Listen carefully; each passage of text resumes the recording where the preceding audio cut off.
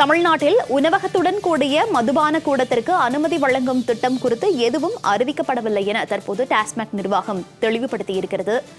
Resto பார் திட்டத்தை அமல்படுத்துவது குறித்து அதிகாரப்பூர்வ அறிவிப்பை வெளியிடவில்லை என டாஸ்மாக் தற்போது விளக்கம் அளித்திருக்கிறது. அண்மை செய்தியாக பார்த்து வருகிறோம். விவரங்களோடு செய்தியாளர் ஜெயிலானி இணைப்பில் இருக்கிறார்.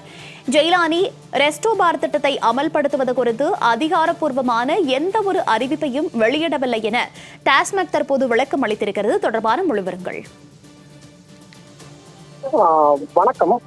கர்நாடகா, ஆந்திரா, கேரளா உள்ளிட்ட அண்டை மாநிலங்கள்ல இருப்பதை போன்று ரெஸ்டாரண்ட் வித் பார் என்று சொல்லக்கூடிய அந்த ரெஸ்டோ பார் திட்டத்தை தமிழகத்தில் அமல்படுத்த இருப்பதாக தகவல் என்பது வெளியாகிருந்தது. இது தொடர்பாக நேற்று முதலாக பல்வேறு தகவல்கள் வெளியாகி இருந்த சூழ்நிலையில தற்போது டாஸ்மாக் நிர்வாகம் தரப்புல தற்போது அதற்கு மறுப்பு தெரிவிக்கப்பட்டிருக்கிறது. குறிப்பாக உணவகத்துடன் கூடிய அந்த மதுக்கூடம் ரெஸ்டோ பார் திட்டத்தை அமல்படுத்துவது தொடர்பாக டாஸ்மாக் நிர்வாகம் அதிகாரப்பூர்வமாக எந்த ஒரு அறிவிப்பையும் வெளியிடவில்லை என்பதாக விளக்கம் அளித்திருக்கிறார்கள்.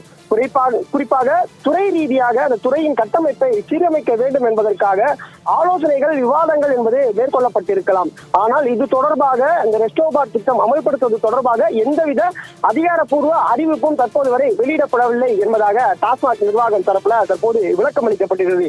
குறிப்பாக நேற்று முதலாக தொடர்ச்சியாக சமூக வலைதளங்கள் உள்ளிட்ட பல்வேறு தளங்கள்ல செய்திகள் வந்த வண்ணம் இருக்கிறது. குறிப்பாக ரெஸ்டாரண்ட் வித் பார் என்று சொல்லக்கூடிய அந்த ரெஸ்டோ பார் திட்டத்தை தமிழக அரசு நடைமுறைப்படுத்த இருப்பதாகவும், குறிப்பாக FL2 மற்றும் FL3 மணமகிழ் மன்றங்களுக்கு மதிப்பு கூட்டு வரி இல்லாத காரணத்தினால் மதிப்பு கூட்டு வரியுடன் கூடிய அந்த ரெஸ்டோ பார் திட்டத்திற்கு அனுமதி கொடுத்தால் டாஸ்மாக் நிர்வாகத்திற்கான அந்த வருவாய் பெருக்கக்கூடும். எனவே இந்த திட்டத்தை அமல்படுத்துவதற்கான நோக்கம் தமிழக அரசுக்கு இருப்பதாகவும், இதற்கான திட்டங்களை தொடர்ச்சியாக மேற்கொண்டு வருவதாகவும் தகவல் என்பது வெளியாகின்றது. இந்த நிலையில இந்த தகவலுக்கு தற்போது டாஸ்மாக் நிர்வாகம் தரப்புல விளக்கம் என்பது கொடுக்கப்பட்டிருக்கிறது. அந்த விளக்கத்தில் அவர்கள் மிகவும் தெளிவாக சுட்டிக்காட்டியிருக்கிறார்கள். அதாவது துறையை சீரமைக்க வேண்டும் என்பதற்காக சில ஆலோசனைகள், சில விவாதங்கள் என்பது மேற்கொள்ளப்பட்டிருக்கலாம்.